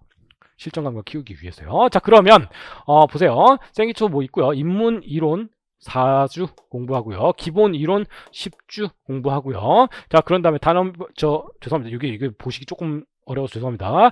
핵심 요약 기출 은행 4주, 그리고 또 문제풀이 단원별 문제풀이 4주, 또 기출 문제 4주, 그런 다음에 또 동형 모의고사 4주, 적중백서 4주, 동형고사 4주 이렇게 진행이 되면 1년 동안 커리큘럼이 완성이 돼요. 그러면 이 앞에까지가 뭐예요? 이론이고요. 여기가 뭐예요? 요약 압축이고요. 이 뒤에가 뭐예요? 문제풀이 실전이에요. 여러분들 구구단 풀 때 구구단 외우는 게 제일 계속해요? 아니면 구구단 외우고 나서 계속 문제 풉니까? 구구단이 좀 그렇다. 수학 문제 푼다고 한번 해볼게요. 자, 근해 공식을 공부했어요. 그럼 근해 공식을 몇 달 동안 공부합니까? 아니죠. 근해 공식은 간단하게 요약 압축한 거 딱 그 공식 암기하고요. 그 다음부터는 뭐예요? 계속 뭐예요? 근해 공식 적용해서 문제 풀이하죠. 우리도 마찬가지예요. 그쵸? 자, 이론 그래서 석 달, 이론 석 달, 요약 한 달, 요약 두 달, 8주. 이게 다 8주입니다. 죄송합니다. 8주. 그런 다음에 나머지는 문제 풀이. 5달. 이론 5달. 이론 다시 이론 3달. 요약 압축 2달. 나머지 문제 풀이로 진행이 됩니다. 근데 이것도 길죠. 이것도 길죠. 길다기보다는 이게 하루에 4시간이거든요. 월, 화, 수, 목, 금, 토까지 하루에 4시간씩 뭐 어떤 날 민법, 학개론 이렇게 과목별로 한 과목씩 강의가 올라온단 말이에요. 그쵸? 그리고 좀 양이 많은 과목들 민계공 같은 경우에는 4시간 풀로 올라오고요. 나머지 과목은 한 3시간 정도 올라올 때도 있는데 어쨌든 매일 올라온단 말이에요. 선생님 4시간씩 나 못 내요, 시간. 강의만 들어도 4시간인데 복수 2시간 하면 하루 6시간 동안 1년 내내 시험 문제 나 그렇게 시간 못 내요. 라고 하시는 분들이 있단 말이에요. 그래서 우리 코스에서는 알짜반을 운영하고 있습니다. 알짜반은 이렇게 생각하시면 돼요. 여기 알짜 이론 뭐 기본 이론 뭐 이렇게 되어 있는데 이거는 이대로거든요. 알짜반은요 하루에 2시간. 정확히는 2시간 반이에요. 2시간 반 동안 진행이 됩니다. 선생님, 그러면 누가 알짜반 듣지 이거 듣습니까? 정규과정 듣습니까? 정규과정을, 조금 좀 잘라요. 좀 잘라가지고, 핵심적인 부분. 그래서 좀 빠르고, 컴팩트하게 진행이 되는 거예요.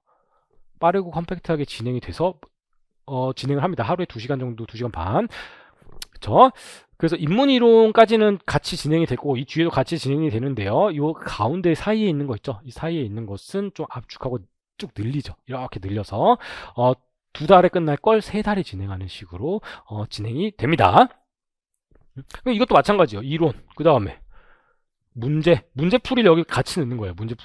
대신 문제풀이를 요 이론 강의 안에 넣는데 저는 이론 문제를 따로 건드리지 않고 소개 정도 하는 순으로 합니다. 자, 그리고 압축 또 뭐예요? 실전 이렇게 진행이 돼요. 그래서 이 알짜 과정은 문제 푸는 게 조금 시간을 필요해요. 개인이 조금 더 하시긴 해야 돼요. 책 교과서를 사가지고 문제집을 사서 조금 셀프로 풀어보시는 시간이 조금 필요합니다. 정규 과정은요, 해커스는 이렇게 얘기를 해요. 여러분들이 몸만 이렇게 컨베이어 벨트라고 생각하세요. 진행합니다. 그러면 여러분들이 몸만 딱 올리시잖아요. 그럼 합격해서 딱 가요. 그쵸?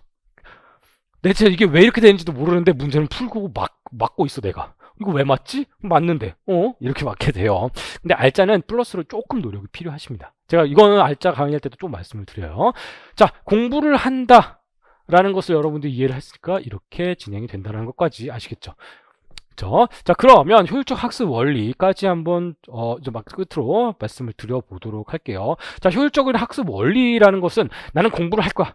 여기서 뭐는 학습, 공부는 뭐예요? 지금 제가 말씀드렸던 건 뭘까요? 여러분들은 과학자가 될 거예요? 민법 학자가 될 겁니까? 어떤 자연의 섭리가 있다면 그 자연의 섭리를 법학적으로 법리적으로 해석하거나 법리를 만드는 일을 하시는 겁니까? 아니에요. 자, 보세요. A라는 사실관계가 있습니다. 이게 뭐냐면, 자, 갑돌이가 을순이에게 돈을 100만 원 빌려주었다라는 사실관계가 있어요. 이걸 법률 사실이라 그래요. 그쵸? 그러면, 이 사실이 조문에 써 있어요. 법률 조문에 써 있습니다. 조문. 돈을 빌리면 자 땡땡땡 줘 하면 이거 다 주문에 있는 거예요. 뭐뭐 한다라고 돼 있어요. 이걸 뭐라 그러냐면 요건이라 그래요. 이걸 효과라 그래요. 이거 쓰지 마세요. 다 정리해서 다 책에 다 나와 있습니다. 자, 어떤 법적 사실이 요건을 만족하면 그 법적 효과가 발생한다라고 되어 있다고요. 그쵸? 자, 그럼 보세요. 이런 법적 사실이 있을 때 어떤 요건을 만족하면 어떤 효과가 발생한다고 되어 있는데, 이게 우리가 흔히 말하는 조문이라고 얘기하는 게 뭐냐면 법전을 얘기하는 거야. 민법전에 써 있단 말이에요. 그런데 민법은 1조부터 1118조까지 있는데 이 안에 모든 내용, 세상의 삼라만상이 다 들어 있을까요? 불가능하죠. 그렇죠. 그래서 어느 정도 해석이 필요하단 말이다. 그 해석을 누가 해요? 법원이에요. 그걸 판례라고 해요. 판례라고 한단 말이에요. 그렇죠. 그러면 법원에서 각종 법리들을 전부 다 만들어서 어떤 이 법적 사실이 이런 효과를 발생한다라는 것을 다 만들어 놨어요. 그런데 이 사실이 내가 이런 사실이 있으면 이런 효과가 발생할 거야 하고 내가 법리를 만드실래요? 여러분 만들고 싶으세요? 안 돼요. 그러면 큰일 나요. 그렇게 공부하는 거 아니에요. 그렇게 공부하는 거 아니라고요. 이건 뒤에서 또 좀 자세하게 좀 다시 한번 말씀을 드릴 거예요. 그래서 여기서 말하는 효율적인 학습 원리라는 것은 결국에 여기 때 말하는 학습은 뭐다? 수험용 민법이라는 거예요. 제가 사도에 말씀드렸죠. 제가 대한민국에서 민법을 가장 잘하는 사람은 아니에요. 그럴 수도 없고요. 그러지도 않은 게 확실해요. 하지만 대한민국에서 수험 민법을 여러분들이 전달시키는 건 가장 잘한다는 의미예요. 뭔가 하나씩 막 복선이 맞춰지고 있죠. 그럼 효율적 학습 원리를 우리가 알기 위해서는 뭘 알아야 돼요? 그렇지. 기출이 어떻게 되는지부터 알아야 돼요. 기출이 어떻게 돼야 되는지. 여러분 이 책 다 어떻게 쓸까요? 이 책들 다 어떻게 쓸까요? 우리 교수님들이. 저도 책 많이 쓰거든요. 어떻게 쓸까요? 기출문제 분석을 해요. 열심히 분석하고 또 분석하고 또 분석해서 내년에는 이게 나오겠다. 아, 기출위원께서 이걸 중요시하게 생각하시는구나. 이해되시죠? 그쵸? 자, 그걸 바탕으로 해서 책을 만든다고요. 예상 문제를 만든다고요. 그러니까 그 핵심은 뭐겠어요? 출제입니다. 자, 맨 처음에 알아야 될 거는 출제 시스템을 이해하는 거예요. 출제 시스템을 어떻게 만들까요? 먼저 전문가 집단을 선정합니다. 이 말이 무엇이냐? 대한민국에서 법학 전공하고 있는 교수님들 있죠. 교수님들을 열심히 서칭을 해서 교수님들께 문제 좀 내달라 그래요. 그러면 실제로 이러지는 않지만 이렇게 이해하시면 편할 거예요. 40문제가 나오면요. 교수님들 여러분들께 한 400문제 혹은 4000문제를 받습니다. 그런 다음에 그 출제를 하는 거죠. 그런 다음에 검토위원이란 분들이 들어가요. 검토위원분들이 들어가서 이거는 조금 아닌데요. 맞는데요. 이건 아닌데요. 이거 판례 바뀌었는데 잘못 내셨네. 자, 이런 거 걸러내요. 그런 다음에 선정을 하십니다. 선정해서 한 80문제에서 120문제로 3배수 정도 추려요. 추린 다음에 최종적으로 확정을 하십니다. 난이도와 작년도와의 관계 이런 것을 다 고려해서 이렇게 시험 문제를 출제를 해야 돼요. 그러면 자, 어떤 A라는 사실관계가 있어요. A라는 사실관계가 있을 때 이거는 A로도 해석이 될 수도 있고요. B로도 해석이 될 수가 있어요. 이것도 맞는 일리가 있고요. 이것도 일리가 있어요. 이건 뒤에서 좀 말씀을 드릴게요. 이것도 일리가 있고 이것도 일리가 있다고요. 그러면 갑이라는 대학 교수는 A라는 걸 주장을 해요. 을이라는 대학 교수는 B라고 주장하고 있어요. 자신의 학설로. 그러면 시험 문제가 A 학설에 대해서 내고, 자, 어떤 A라는 사실관계가 있으면 이렇게 된다라고 내면 돼요, 안 돼요? 안 되겠죠. 그러면 갑 교수 수업 들었던 학생들은 다 맞고, 을 교수 수업 들었던 학생들은 다 틀리는데 되겠어요, 안 되겠어요? 안 돼요. 그러니까 건들지 못하는, 바뀌지 않는 어떤 원칙적인 답이 필요해요. 그걸 뭐라고 하냐면 우리는 조문과 판례라고 합니다. 자, 민법전 있죠. 민법전 안에 써 있는 거 1조, 2조, 3조라고 써 있는 거 있죠. 자, 요걸 문제 그대로 내는 거예요. 그러면 여기에 태클 걸 수 있어요, 없어요? 없죠. 두 번째는 판례라고 하는 거. 자, 대법원을 얘기해요. 대법원. 자, 대법원 판례를 얘기해요. 아유, 산자 안 쓰기로 했는데 또 습관처럼 나와버렸네요. 아이, 모르겠다. 자, 판례. 대법원 판례는요, 이거는 어떤, 사람들의 행위를 재단하는 준칙으로 사용되지는 않지만 거의 비슷하게 사용이 됩니다. 그래서 대법원 판례 혹은 조문 내용을 여러분들이 아셔야 됩니다. 아시죠? 그래서 선생님 똑같은 사실관계인데 이렇게도 해석될 수 있고 저렇게도 해석될 수 있다면 이거 문제가 되지 않나요? 안 돼요. 걱정 안 하셔도 돼요. 그러니까 우리가 결국 공부해야 될 건 뭐다? 대법원 판례의 결론, 조문의 내용. 이 두 가지를 공부를 하는 거예요. 시험 문제는 다 이걸로 출제가 됩니다. 자, 출제 시스템 이해를 했죠. 그런 다음에는요. 자, 지금부터 이거를 머릿속에 박아 넣으세요. 절대로 뭐 양을 늘리지 말지어다. 양을 늘리지 말 것이다. 자, 이게 맥시멈입니다. 최대 분량이에요. 기본 강의 들어가잖아요. 그럼 기본서가 있을 거예요. 기본서가 최대 분량이에요. 거기서 양 더 늘릴 생각하지 마세요. 전 최희대 교수님 기본서를 씁니다. 이 책에는 이런 내용이 빠져있는 것 같은데 다른 책에서 복사해서 붙여놔야겠어. 이 부분은 해석이 조금 많지가 않아. 법대 공부하시는 분들 특히 이래요. 그러면 지금부터 얘기하는 건 좀 의미 없는 얘기이기도 합니다. 곽윤직 교수님 책 몇 페이지에서 몇 페이지를 조금 복사를 해서 붙여넣어야겠군. 이것은 이은영 교수님이 하시는 말씀을 좀 넣어야겠는데 요거는 송덕수 교수님 교수저들 얘기를 한 거예요. 지금 제가 말도 안 된 거. 그렇게 해서 막 복사해서 끼워 넣어요. 이해를 위한다고. 책이 갈수록 두꺼워지죠. 그러면 원래는 책이 이렇게 됐다가 단거나 한다고 이렇게 돼요. 책이. 이런 거 들고 다니시는 분들이 있어요. 이런 거 하지 마세요. 자, 이 책을 줄이고 또 줄이는 거예요. 그래서 시험 전날의 책을 한번 보면 돼요. 양을 줄인다는 의미가 뭘까요, 그러면? 자, 아이고. 자, 이게 해커스에서 지금 나오고 있는 책이거든요. 이게 기본서, 잘 안 보이시겠면 이제 기본서, 출제 예상 문제집, 7일 핵심 요약집, 단원별 기철 문제집, 2주의 기적, 실전 모의고사, 판례 특강, 한손 노트. 이거 쌓아보세요. 민법만 이만큼이에요. 자, 이거 보고 욕 되게 많이 하십니다. 학원에서 책 팔아먹으려고 지금 뭐 하는 짓이냐라고 얘기하시는 분도 있어요. 저도 알고 있습니다. 잘 알아요. 학원에서 뭐 하는 짓이야.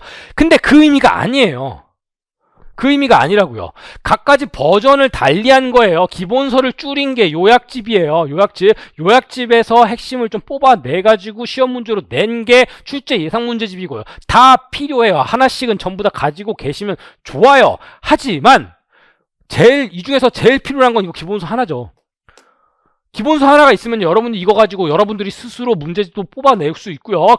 그 안에서 그 지문들 다 정리하시고요. 또 그거 뽑아내서 요약집 만드시고요. 그거 뽑아내서 출제 거기 기출 표시 다 돼 있거든요. 기출 한번 다시 그거 가지고 여러분들이 해설 다시고 이러느라고요.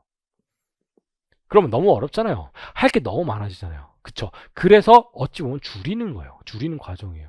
어쨌든 이 많은 것들을 여러분들이 기본적으로 하나로 줄여지게 됩니다. 제가 예를 한번 들어봐 드릴게요. 어떻게 하는 앞으로 뭐 다른 분들은 모르겠어요. 저는 이렇게 합니다. 이게 제 자료예요. 잘 안 보이셔도 괜찮습니다. 이건 총 130페이지 정도 돼요. 이것만 보시면 합격하시냐? 무조건 합격해요. 제가 올해 있는 거 다 대비해봤어요. 다 대비해봤는데 100점이 안 나올 수는 있지만 97.5점은 맞을 수 있습니다. 자, 이게 뭐냐면 저는 모든 개념들을 책에 뭐 줄로 쭉 돼 있잖아요. 줄글로 쭉 돼 있잖아요. 이걸 모두 그림과 표로 정리를 합니다. 이거는 뭐 이중량도에 관련된 거 그냥 넣어놨는데 책에 보시면 이중량도 뭐 7페이지 정도 될 거예요. 그것을 요렇게 줄인 거예요. 근데 물론 이걸 이해하기 위해서는 이 내용을 이해하기 위해서는 그 기본서에 있는 내용을 알아야 되는 거예요. 이것만 봐도 되나요? 최종적으로 이건 보지만 이걸 보기 위해서 기본서를 공부를 하셔야 되는 거예요. 그쵸? 그리고 나머지 다 표로 이렇게 다 돼 있어요. 그쵸? 그리고 이건 뭐예요? 기출 지문이에요. 기출. 산업인력공단, 그리고 법원행정처 시험, 이런 여러 대한민국에 실시하는 많은 민법에서 기출, 혹은 우리 시험에 충분히 나올 수 있는 것을 이렇게, OX 형식으로 만들어 놓은 거예요.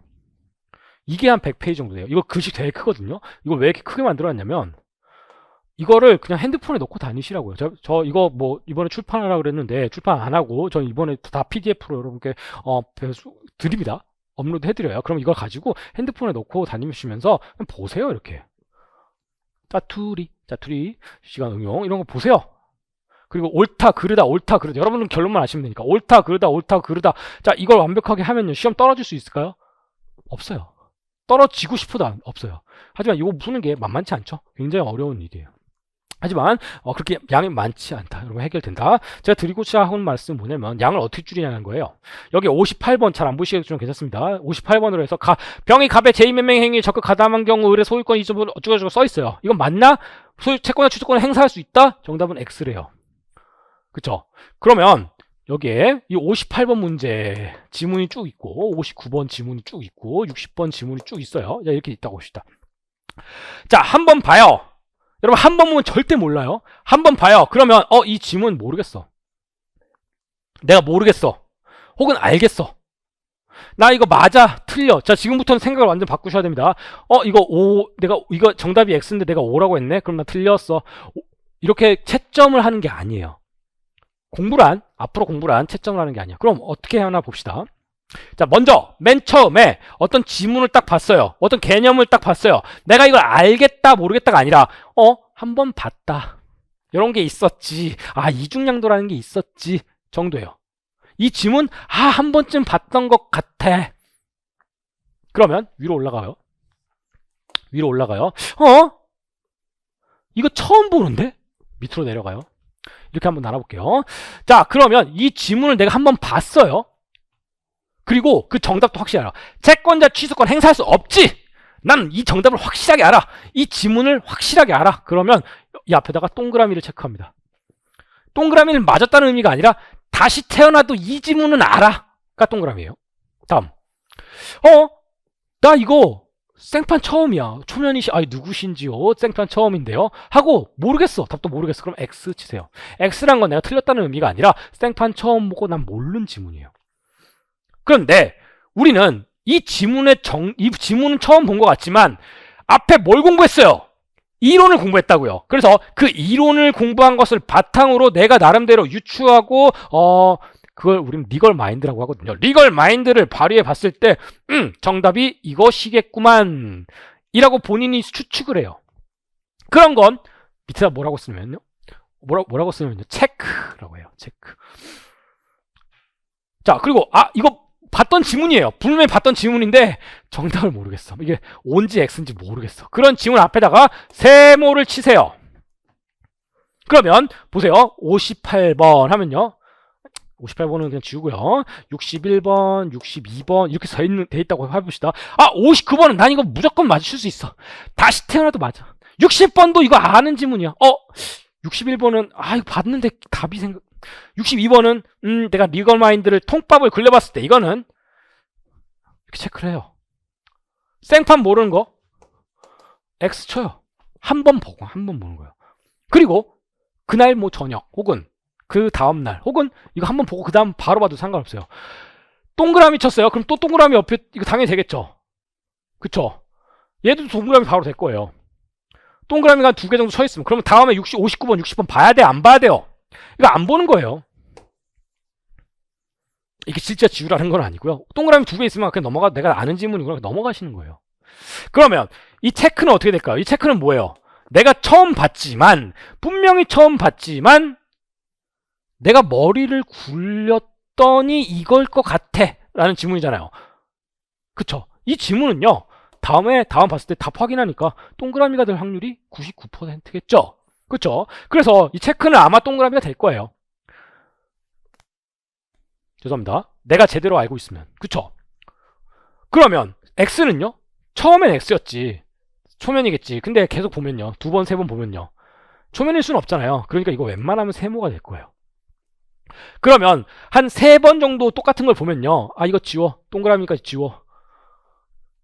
지우는 거 표시 나중에 말씀드릴 거예요. 이렇게 지울 필요는 없어요. 이건 지워. 전 이렇게 표시를 했어요. 지워. 이것도 지워. 이것도 아는 거야. 지워. 하고 나머지는 전부 다 싹 다 세모가 될 겁니다. 세모가 점점 동그라미로 바뀌는 것이 우리의 목표예요. 그러면 처음에 지문 100개를 보면요. 두 번째 봤을 때는요. 한 80개 보고요. 3회독 세 번째 볼 때는 갑자기 확 줍니다. 40개, 30개로 확 줄어요. 내가 봐야 될 게. 나머지 다 동그라미가 돼 있을 테니까. 그쵸? 30개, 그리고 세 번째, 네 번째 네 번째 정도 보니까 한 10개 정도 남았어요. 근데 이 10개는 다 세모인데 죽어도 머리에 잘 안 들어와. 볼 때마다 까먹어. 볼 때는 맞다 이거지. 돌아서면 또 까먹어. 이거. 이렇게 되는 게 남아요.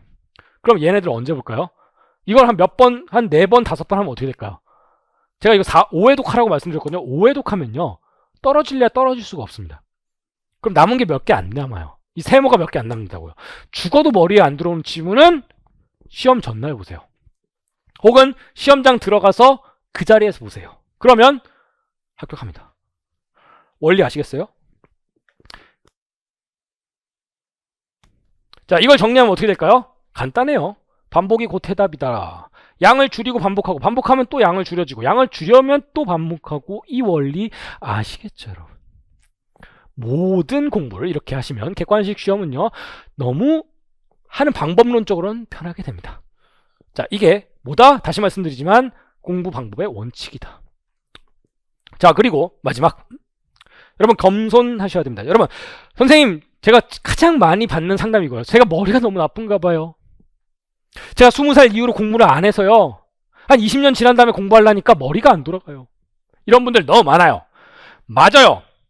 하지만 저는 머리를 하고 얘기를 안 해요. 물론 20대처럼 말랑말랑한 머리에 쏙쏙쏙쏙 들어가는 거, 40대가 돼서 쏙쏙쏙쏙 안 들어가, 50대가 돼서 머리 열고 넣고 싶은 마음 다 이해합니다. 그런데 20대가 3시간 볼 거, 30대는요 3시간 10분만 보면 되고요, 40대는요 3시간 반 보시면 되고요, 50대는요 4시간 보면 돼요. 절대적으로 3시간 봐야지 20대가 이해할 걸 내가 5배, 6배 봐야 될 필요까지는 없다는 거예요, 한마디로. 그쵸? 그러면 누가 이기겠어요? 머리가 똑똑하고 말랑말랑한 20대가 이길까요? 아니면 그 시간을 어떻게든지 극복하고 이겨내는, 책상에 딱 붙이는 엉덩이로 공부한 사람이 이길까요? 엉덩이로 공부한 사람이 이겨요. 엉덩이로 공부한 사람이 이깁니다. 공부는 머리가 아닌 엉덩이로 한다. 머리 너무 믿는 사람들 있죠. 나는 법대 전공했어, 이런 분들 실제로 있거든요. 난 법 전공했어, 이거 껌이지, 이 2달만 하루에 2시간씩 공부해야지 하는 사람과, 커리큘럼 철저하게 따르면서 남들 3시간 공부할 때 한 번 더 복습하기 위해서 엉덩이 딱 붙이고 앉아있는 사람, 누가 이길까요? 엉덩이가 이깁니다. 이게 엉덩이 첫 번째 의미예요. 자, 엉덩이 두 번째 의미는요, 아까 말씀드린 시간이란 재화와 관련이 있습니다. 시간 뭐냐면요, 여러분들은 제가 추천드리는 거예요. 핸드폰이 좀 불편하신 분은 스톱워치 있어요. 그냥 문방구나 다이소 같은 데 가시면 1,000원에 파시는 스톱워치 있어요. 스톱워치를 눌러보세요. 준비 시작. 내가 공부를 해. 한 다음에 갑자기 잠깐 유튜브 보고 싶다. 한 10분 공부했어요. 그러면 이 스톱워치 누르세요. 그런 다음에 유튜브 뭐 보는 시간 빼고 다시 공부 한번 해볼까. 다 간 다음에 또 10분 정도 공부해요. 화장실 누르세요. 또 공부하잖아요. 잠깐 딴 생각을 해. 어머나, 나 딴 생각했네. 딴 생각하면 5분 한 것 같아. 그럼 5분 지우세요. 자, 이런 식으로. 이게 뭐예요? 순공 체크하시라는 거, 순공. 그럼 보세요. 하루에 4시간씩 앉아 있어요. 4시간씩 앉아 있다고요. 근데 순공 시간 이거 찍어보시잖아요. 4시간 순공? 몇 시간 나올 것 같아요? 한 3시간 40분은 나오겠지라고 왜 그렇게 제가 맨날 4시간 얘기하면 3시간 40분이래 다. 찍어보세요. 깜짝 놀랄걸요? 2시간도 안 나올 가능성이 아주 높습니다. 2시간 나오면 그나마 잘 나오는 거예요. 4시간 동안 책상에 있는데요. 제대로 체크하잖아요. 그럼 중간에 화장실 갔다 오고 중간에 뭐하고, 제가 50분은 무조건 책상에 앉아 있어 보세요. 50분은 무조건 끊임없이 공부해 보시라고 해요. 그냥 처음 한번 해보세요. 안 돼요. 좀이 쑤셔가지고 못해요. 막 미쳐버릴 것 같아요, 진짜로. 머리 아픈 것 같고 이상해요. 몸이 말을 안 들어요. 막 땀나고, 진짜로. 그래서 처음에는 한 20분 정도 앉아 계시다가 빨리 늘리셔야 돼요. 40분 늘렸다가 50분까지 늘리시는 게 목표예요. 그래서 시험 전에는 1시간 정도 시작 공부 1시간을 딱 하시는 거예요. 그리고 1시간 딱 떼는 거예요. 시간에서 1시간 재는 것과 내가 공부하는 시간이 일치하는 걸 만드세요. 순공 체크 반드시 하세요. 그렇죠. 자, 그러면 남들이랑 똑같이 하루에 4시간씩 공부하는데 엉덩이가 튼실한 사람은, 공부를 엉덩이로 제대로 한 사람은요 4시간을 제대로 활용하는 거고요. 들락날락 왔다 갔다 화장실 하고, 그래 공부는 간식이랑 같이 해야지. 간식 먹고 오고 여자친구랑 통화 한번 했다가 유튜브 잠깐 보고 게임. 누가 머릿속에 많이 남을까요? 누가 앞으로 조금 더 나갈까요? 볼 것도 없죠. 공부는 머리가 하는 게 아니다. 뭐다? 엉덩이로 하는 겁니다. 아시죠? 자, 여기까지가 효율적 학습 원리예요. 제가 이거 말씀드린 이유가 뭐라고 했어요? 이거 원칙이에요, 원칙. 누가 와도 아니야, 이럴 필요 없어. 조문 판례 공부하는 거 아니야, 학설 공부해야 돼 라고 얘기하시는 분 있죠? 그거 잘못 공부하는 거예요. 양은 무조건 늘려야 돼. 책 이거 안 돼. A사 학원에서 나오는 책도 넣고 B사 책도 넣고 C사 한 공인중개사 학원 한 4개 정도 넣어야 돼. 다 틀린 말이에요. 자, 이게 원칙이 이게 원칙. 이 5가지가. 이 플러스 알파 있죠? 여러분들이 마음껏 늘리세요. 그리고 이걸 원칙에서 벗어나지 않는 방법, 공부 방법론 있죠? 그거 다 맞는 거니까 여러분한테 맞는 걸 찾으세요. 이 5가지로부터 벗어나지만 않으면 됩니다. 이제 유혹에서 여러분들은 유혹에 빠지지 않게 되실 거예요. 누가 와가지고 쏙닥 하잖아요? 응? 에이, 나는 원칙 지키고 있어 하면요, 여러분이 맞는 거예요. 자, 공부방문론에서 이렇게 길게 얘기한 적 없습니다. 뭐 작년 입문 강의 다 올라가 있으니까 보세요. 제 입문 강의에서 그렇게 얘기 안 해요. 저 첫 시간부터 민법 얘기 한참 하거든요. 그렇죠? 자, 그렇게 민법 얘기 막 한참 동안 하는데 오늘만큼은 이 공부 방법론에 조금 말씀을 좀 드리고 싶었습니다. 자, 여러분, 시간이 조금 많이 길었네요. 자, 이 원칙에서 벗어나지 않으면 여러분들이 옳은 겁니다.